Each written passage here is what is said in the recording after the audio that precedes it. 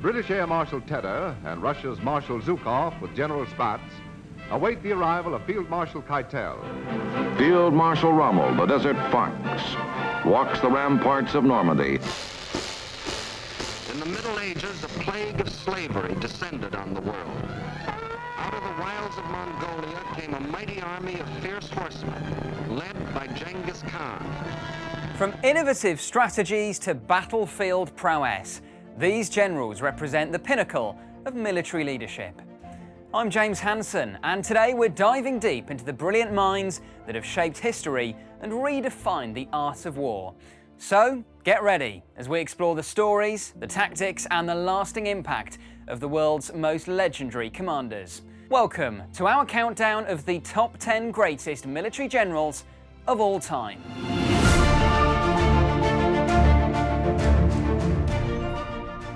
First up is Georgy Zukov, the Soviet Marshal who masterminded key victories in World War II and became the USSR's most crucial military leader.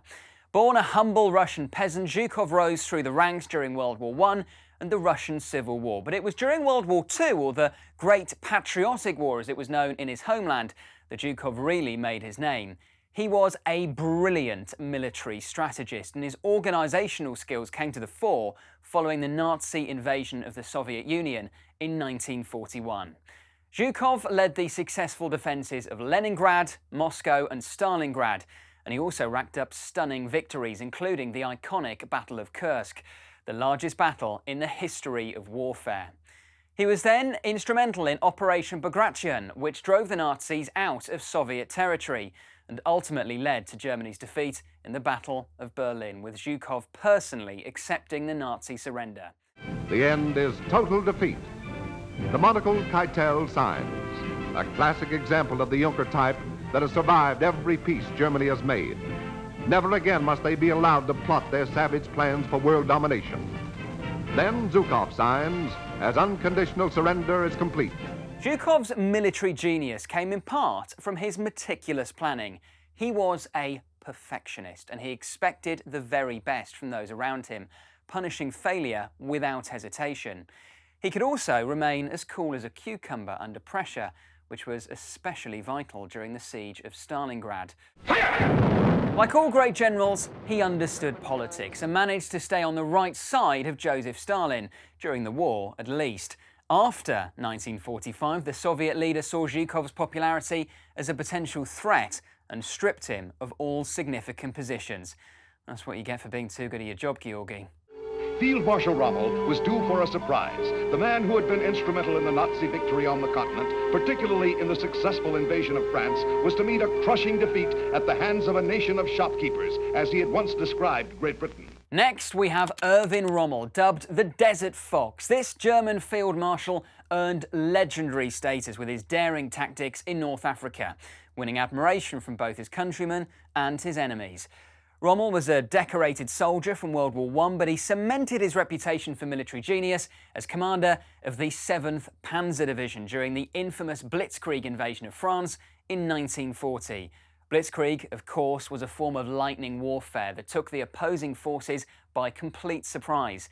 The Nazis had realised that speed, combined with quick and decisive battles, was now the key to military success. Blitzkrieg depended on aerial superiority, fast tanks, constant radio communication, and relentless advancing infantry. It was devastatingly effective, allowing the Germans to gain more territory in less than 100 hours than they had achieved during the entirety of the First World War. But it was after Rommel was put in charge of Germany's North Africa campaign that he really earned his nickname, the Desert Fox. Rommel scored stunning victories against the British at Tobruk and Gazala, and Rommel became one of the all-time great tank commanders. His tactics were aggressive, and he often directed the battle from the front. He was also, by all accounts, loved by his troops, and he earned the grudging respect of his opponents, in part because of a perception that he treated Allied prisoners with decency, although it's worth saying this does remain contested by historians to this day. In 1944, he oversaw Germany's unsuccessful defence against the Allied invasion of Normandy. And later that year, he was implicated in Operation Valkyrie, the plot to assassinate Adolf Hitler. The Nazis didn't want to publicly execute a figure as legendary as Rommel, so he was offered the chance to take his own life, which he did in October 1944. Next up is Napoleon Bonaparte, one of history's most brilliant military minds. As Emperor of France from 1804 to 1814, and again in 1815, his strategic genius reshaped Europe and left an indelible mark on the art of warfare. There are few figures in world history quite as famous as Napoleon, arguably the greatest general who ever lived. Napoleon's military genius redefined warfare and reshaped Europe in the 18th and 19th centuries. So much so that an entire era of conflict became known as the Napoleonic era. His tactics included the intense drilling of soldiers, speedy battlefield movement, combined armed assaults between infantry, cavalry and artillery, relatively small number of cannon, short-range musket fire and bayonet charges.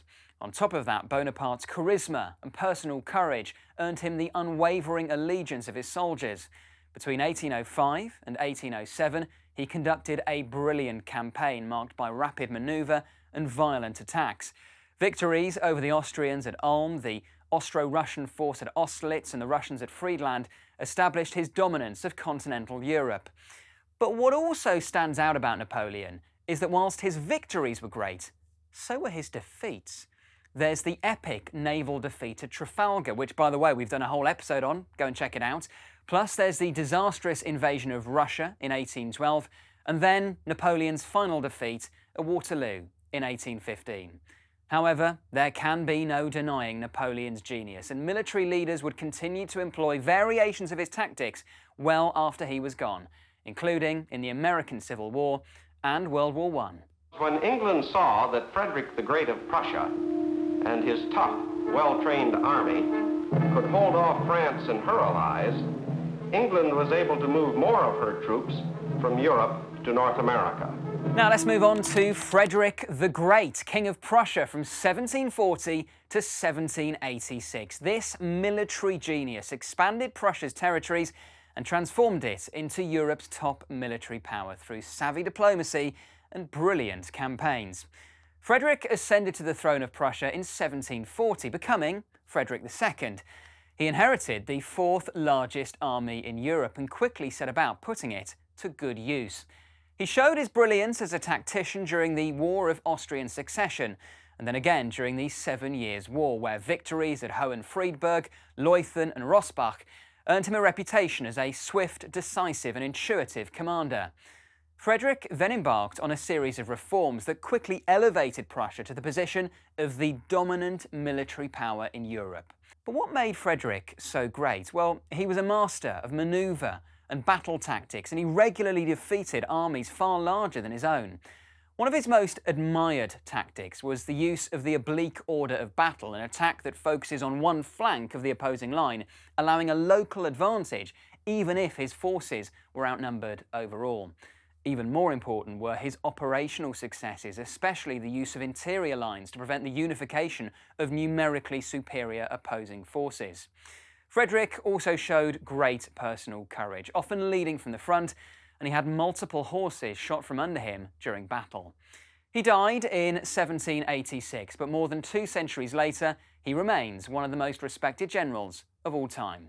Next up is Genghis Khan, the mastermind behind a colossal empire that unified the Mongolian steppe and stretched all the way to the Caspian Sea, taking on the mighty Jin dynasty in China along the way. Born in the middle of the 12th century, Genghis Khan rose from humble origins to become one of the most feared and respected generals of all time. From an early age, Khan showed his utter ruthlessness. When he was still a child, he murdered his half-brother to assert his dominance within the family. His military career then began in the conflicts between warring Mongolian tribes, where he quickly showed his skills as an outstanding warrior and strategist. He rose through the ranks, eventually uniting the squabbling Mongol tribes under his leadership, and from there, he set about conquering vast swathes of China, Central Asia, and parts of the Middle East. Genghis Khan's name lives on in infamy for some of the atrocities committed under his watch, including massacres and mass rapes. And in 1221, when his forces laid siege to the city of Merv in modern-day Turkmenistan, Khan sat on a golden throne and watched as men were dragged before him and executed. By the time of his death in 1227, roughly 40 million people were dead as a result of his violent conquests. Moving on now to General Saladin, the revered Muslim hero and founder of the Ayyubid dynasty. Known for his military prowess and generous rule, Saladin remains one of history's most respected leaders. Born in 1137, Saladin rose to fame as a formidable military commander during the Crusades. As the Sultan of Egypt and Syria, Saladin vowed to conquer the holy city of Jerusalem, which he duly did after the Battle of Hattin in 1187. And at a time when capturing a city usually led to the slaughter of its inhabitants, Saladin's chivalrous treatment of Christians and Jews earned him the respect of many outside the Muslim world. His victory at Hattin is seen as the decisive turning point in the Crusades, consolidating Muslim power in the region for centuries. He died in 1193 as the unchallenged ruler of a vast empire, and is today revered as the greatest Kurdish military leader who's ever lived. Okay, next is Attila the Hun, the feared scourge of God. Known for his ruthless conquests, Attila rapidly expanded the Hun Empire, crushing northern Germanic tribes and even reaching into northern Africa. Attila was the ruler of the Huns, a nomadic people who lived in Central Asia, the Caucasus and Eastern Europe between the 4th and the 6th centuries. Attila led them for almost 2 decades, during which time he conquered vast swathes of East and Central Europe, earning him the nickname the Scourge of God. As a general, he relied on speed and surprise to overwhelm his enemies with cavalry and infantry charges, leading to their swift defeat. Along with his brother Bleda, Attila mercilessly cut his way through large parts of Roman territory, even as far as Gaul. His bloody rampage westwards was eventually halted at the Battle of the Catalonian Plains in 451 AD, after which he invaded Italy with plans to take Rome itself. He died suddenly in 453 AD, and the empire he had violently created quickly fell apart. But the memory of Attila the Hun lives on.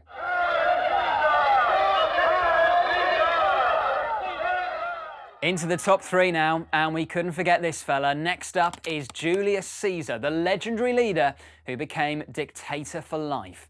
His actions effectively ended the Roman Republic and set the stage for the rise of the Roman Empire. Few leaders have enjoyed the same legacy as Caesar. First and foremost, he was a masterful politician with a brand of populism that helped him overturn the traditional structures of Rome. But he was also an inspired general. His military career began in Hispania, in modern-day Spain, where he led military expeditions against native tribes and showed himself to be a brilliant strategist.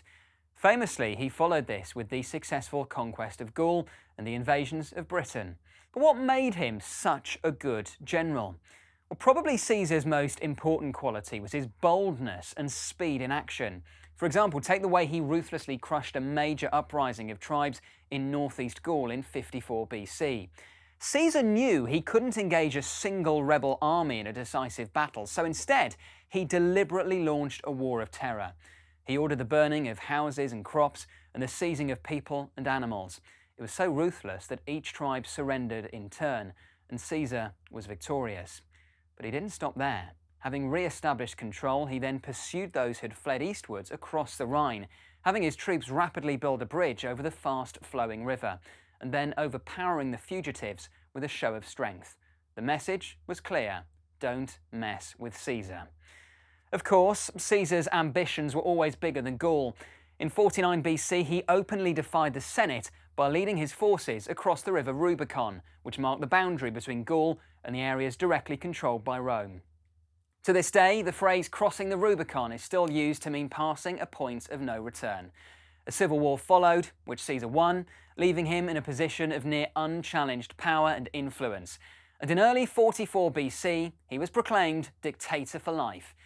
As it happened, that wouldn't be for long, because he was assassinated by a group of senators just weeks later. Like many dictators to follow, he lived and died by the sword. At number 2, it's Hannibal Barker, the brilliant Carthaginian general who led his forces against Rome in the Second Punic War. Hannibal is undoubtedly one of the greatest military leaders in history, whose tactics are still studied to this day. he became the Roman Republic's most formidable enemy. Famously, he commanded the forces of Carthage in the Second Punic War against Rome, and at one point he marched a herd of war elephants over the Alps, stunning Rome's leaders who simply didn't think such a thing was possible. He scored decisive victories at Trebia, Lake Trasimene and Cannae, and what made Hannibal so brilliant was his ability to second-guess his enemy's tactics and successfully counter them.